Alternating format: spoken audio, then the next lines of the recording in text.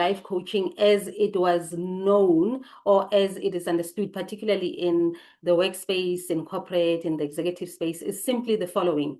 It is goal-orientated. So it focuses on what the client wants to achieve. So it is goal, it is present and forward focused. It is not past focused. It is not focused on emotional support necessarily. It is not focused on trauma. It is not focused on spirituality. It is very surface. And I don't mean surface in a bad way. I don't mean to bash it. I'm just defining what coaching, even life, they used to call it life coaching was. It's about what do you want to achieve? This is the goal that you want to get. This is the point where you want to get at. This is where you are. And your coach would take you through certain milestones for you to get there. So it is present and future focused. Unlike therapy, it does not dwell on past trauma, which I believe it's a bit of a flaw. And you will see what I mean when I get to talk about the coaching that I do. Coaching, life coaching is client-led, which I agree with, meaning as a coach, my role is to help you find your own way into the maze. Let's say, for an example, you and me are standing here in a maze, right? And you need to get to, or you need to understand a lot of things, but ultimately you want to get out of the maze and get to your destination. I, as a coach, might already see a path or see even two paths, but it is not my place to say, here's the path, take it. We need to help you find your own path. And the reason coaches do that, which I support because I do that, is because then once you find your own path as a client, I will be free of you. You won't rely on me. You'll know your way. You'll have your own tools. You'll know your triggers. You'll know what to do with the triggers when they come. You will know how to solve your own problems without always rushing back to me. Unless something more complex comes along, then you can come back. So it is client-led in that sense, in that the coach facilitates insights, but the client drives the agenda, leads their own way. And when we continue with these teachings, I will model some stuff. I'll do some role modeling.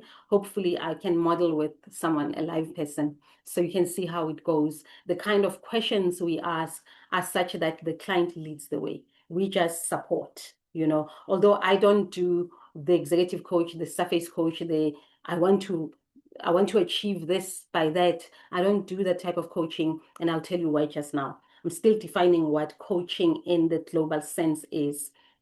So it is accountability and strategy, meaning coaches help clients stay on track and refine their plans as time goes on. For an example, you might say that you want to lose weight. Oh yeah, there's also weight loss coaches, and I keep remembering them as I talk. Let's say you want to lose 20 kilograms by January because you want to get to 2026 with a slimmer body, with a stronger, whatever the case is. Your coach is going to make sure that you are accountable, keeps you accountable on your diet, make sure that you do the runs or the gym or whatever it is that the program has, keeps you on track, reminds you when you are off track, brings you back when you are on track, helps you, if there's such a word, when you've lost track completely. And that's what accountability and strategy is. And if you're struggling with a particular path, your coach's role is to help you find other strategies of getting around that obstacle. For an example, if you live with children, still on the weight loss example, if you live with children who love to snack a lot, or teenagers who snack a lot, and you find yourself buying lots of snacks, lots of chocolates, and they're in your eyesight, it's easy to grab a biscuit instead of grabbing an apple. So the strategy would be get the children to be part of this weight loss program. Have a weekly thing that during the week there is no sweet, there is no chocolate, there's no chips at all. We are all eating bananas and apples and whatever, and you put them in strategic places that your eye can see. It's easy to reach for an orange when you see it than when it's in a fridge or when it's tucked away. So you put them in a place that is visible. And when the children see an apple instead of a chocolate, they will go for an apple. That type of thing, that's an example of a strategy. So your coach will help you with a strategy of getting to something. Now, this is a very, very easy example. There are deep, deep issues that people get into where the strategy is not this straightforward, especially when it comes to relationship, issues where someone is prone to patterns of trauma bonding, yeah, it becomes very complex and it gets very, very exciting. Now, to finish what coaching is in the global sense, to finish defining it, it is non-clinical, meaning life coaches are not licensed to diagnose or treat mental health conditions. Life coaches are not trained, are not licensed to diagnose or treat mental health conditions in any form. And I don't do that. The moment I notice that my client is giving signs of depression, signs of severe anxiety, there are ways that I help with mild anxiety. By mild anxiety, I mean a an anxiety that's based on something. Let's say my client is going to present to their boss or to a big client for the first time at work, or it's something that they fear, public speaking, for an example, or they have to do a huge presentation. So the anxiety that is brought on by that specific thing, I can help you with. But complex anxiety that brings you panic attacks, that makes your body collapse, the clinical one, I immediately refer you to someone so that they treat that while I can help you with other things. So I do respect the law, and I respect the profession of therapists and people who are qualified to handle such conditions. The moment I see those signs, I also don't do complex trauma. How do I put this? Because it's not entirely true that I don't help with it. I do help, but I don't, I work in conjunction with a qualified clinical psychologist.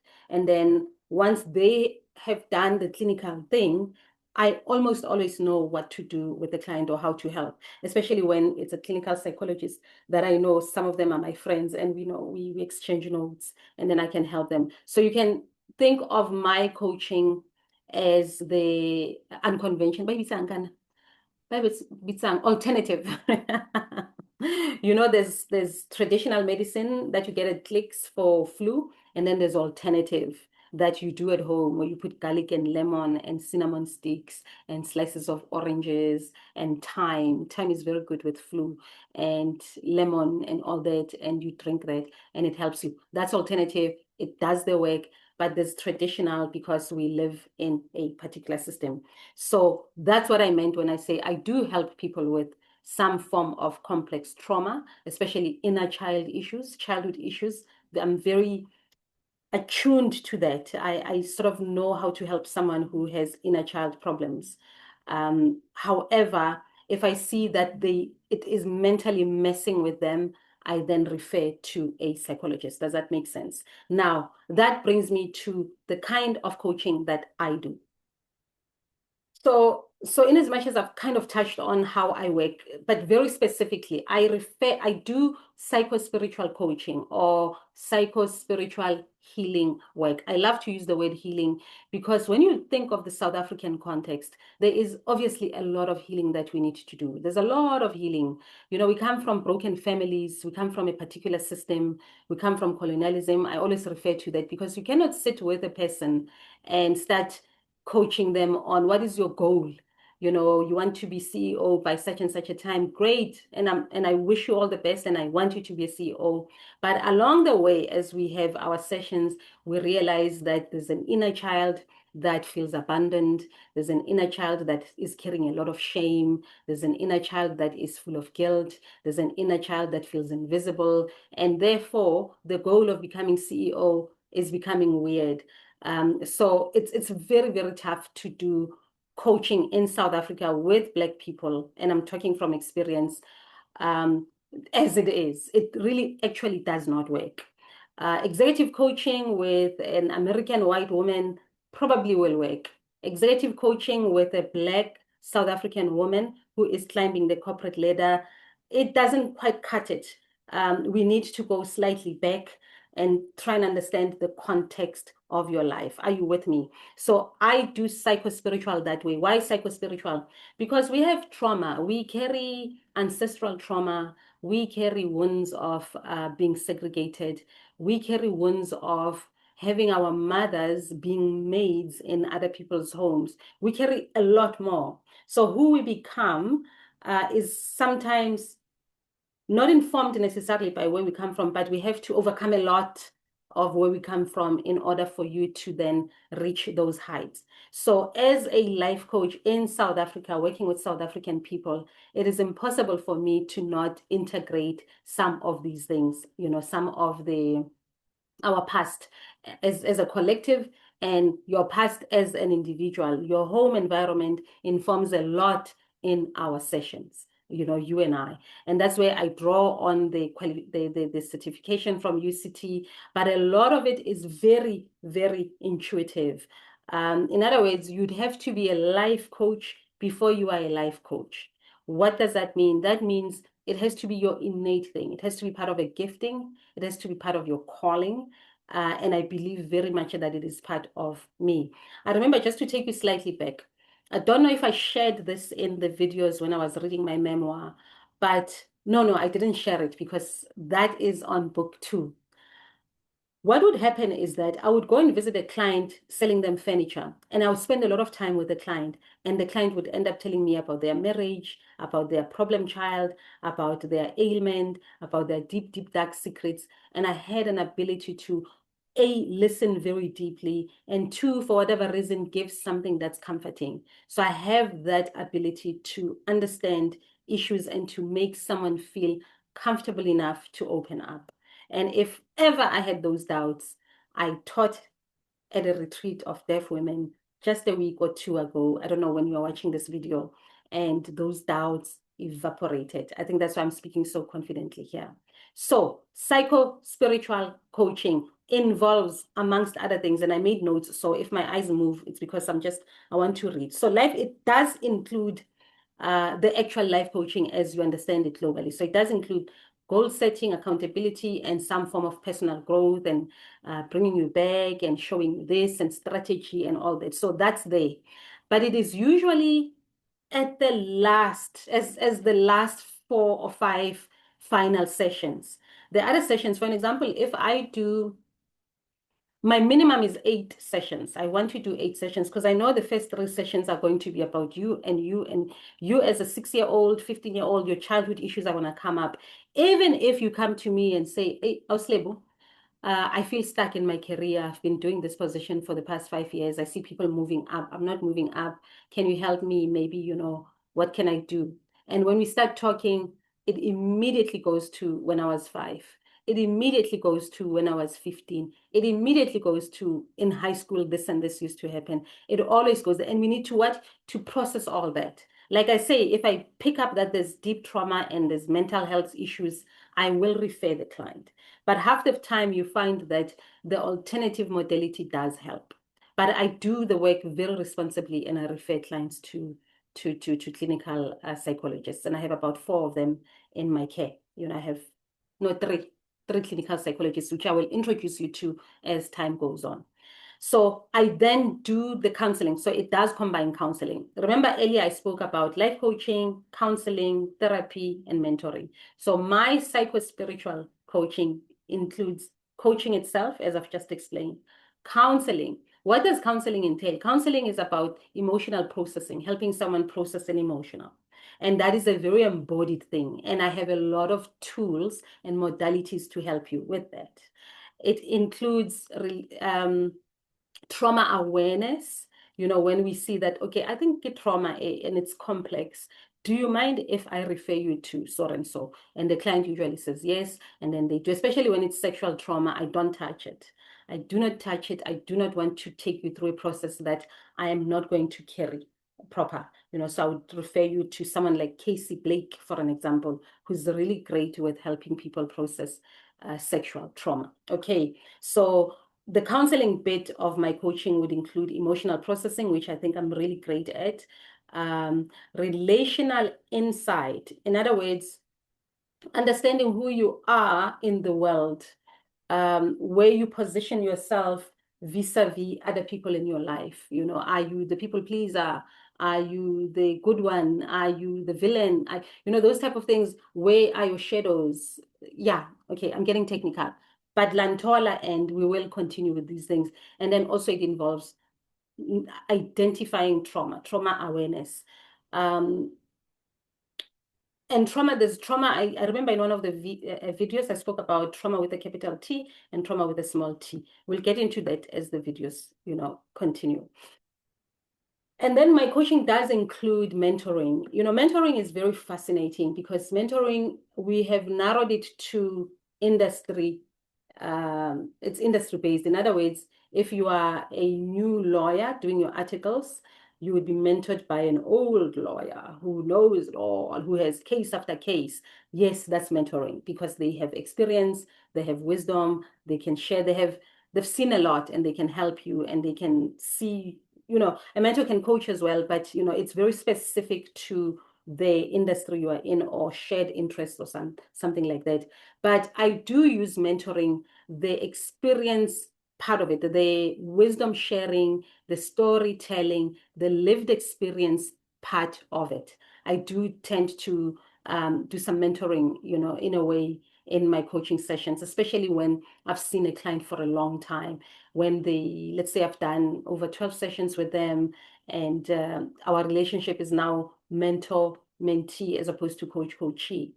They would come and say, yo, something came up at work and I want to process it. I want you to help me here and there, given your experience of da da da. And then I would then do that. But I also do it in between sessions because mentoring is sharing wisdom, how I do that is when someone is experiencing something that they don't quite grasp, and I can see that trying to get them to get it by themselves will take a while.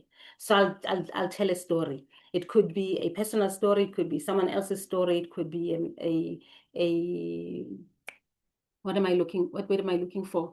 It could be an archetypal story, it could be mythology story so that they can grasp it quicker because it would take probably too long for them to get it. You'd have to be in my sessions to understand what I'm talking about. And lastly, in my psychospiritual coaching, there's then the spiritual work. What is spiritual work? Spiritual work involves energy. Spiritual work includes doing some rituals.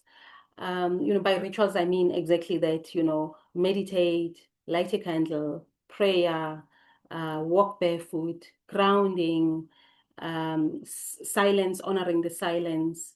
Sometimes for those students or clients who are open to that or who are into that, and visiting graves, speaking to ancestors, asking ancestors, that type of thing gets included in my sessions only if the client is open to it or the client brings it up. For an example, if your parents have passed and you dream work, I'm big on dream work, where, there's a client who, before every session, before we get into the nitty-gritty, we talk about their dream. It's like last week, blah, blah, blah, blah. And then, the session would then be shaped by that dream. Sometimes not. But then we try to interpret the dream and I would ask them what they think. And then I would say, okay, maybe can you look at it this way? Can you look at it that way? Because dreams are, the dream world is the astral world, it's the ancestral world. It's where, we combine the astral realities, the ancestral. And yes, you do get messages from dreams. Yes, sometimes dreams are fluff and garbage, but sometimes they are deep, deep messages. Okay, we can debate that some other time. I feel like I have been talking for too long, but let me close it this way. And yes, in the spiritual side of my coaching involves all of that, checking what you're dreaming about. Is there a recurring dream? What do you think it means? Is it responding to this? Some rituals that you might have to do, body awareness, fasting also sometimes becomes part of it, definitely prayer and definitely meditation. And I do give guided meditations. I have quite a healthy collection of guided meditations. And then obviously journaling. We'll do journaling as a separate video because people think journaling is just writing. It's deep, deep, deep stuff. I'll do a short video on journaling as its own standalone video. So for today, I wanted to explain that what is life coaching or where coaching comes from, what is life coaching as it is understood globally, and what is life coaching that I do, which is psychospiritual coaching or psychospiritual healing work. And I find that it would be very difficult to coach a South African Black woman or South African Black man who has not been to therapy, has not been to counseling, has not done any type of healing work, and you coach them executive coaching, which brings me to corporate South Africa. You know, I don't get a lot of work from corporate South Africa because my coaching is not what they want. Understandably so. I mean, corporate can do what corporate wants.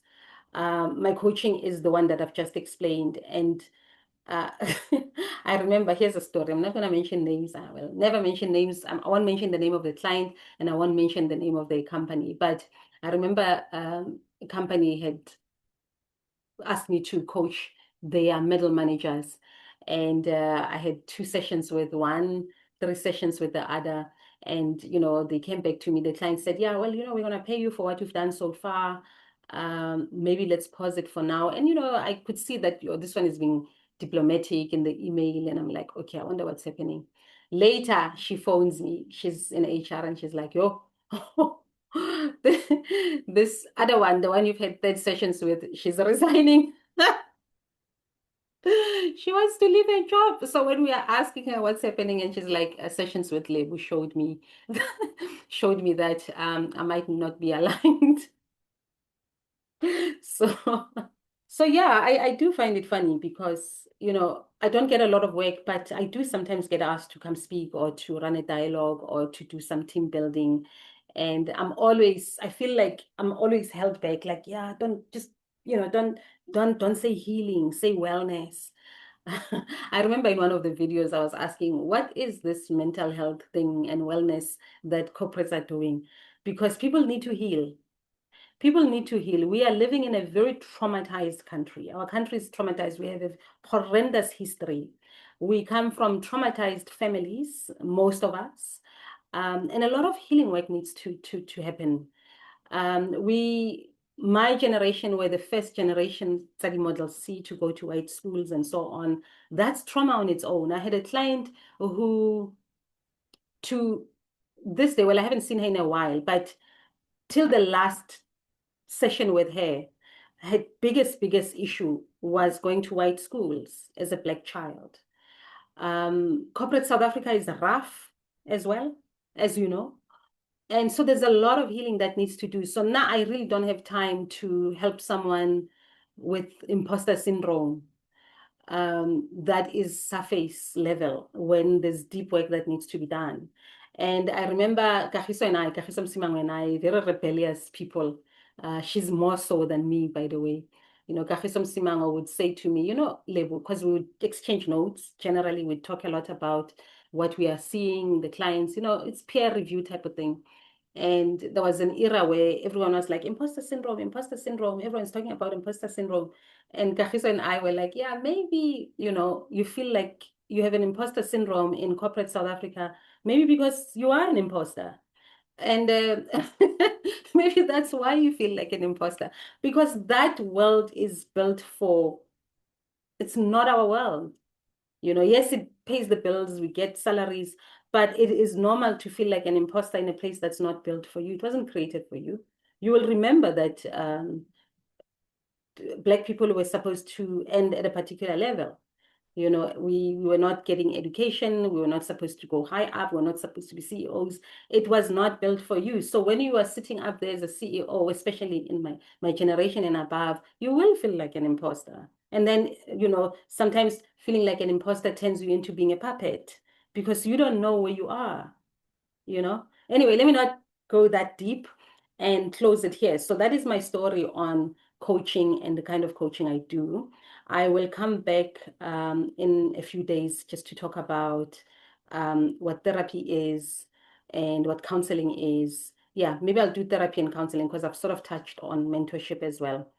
Let's just give therapy and counseling its due space. It might not be as long as this, but just so that I can, you know, keep my word. And then we'll see what else emerges. I also want to talk about what inner work really is in one of the video. I want to talk about journaling in one of the videos as a standalone. I want to talk about inner child, and I want to just get into the actual work that I do. Yeah, I told you I'm going to teach, and I am teaching, and this is my story. I cannot wait to hear yours.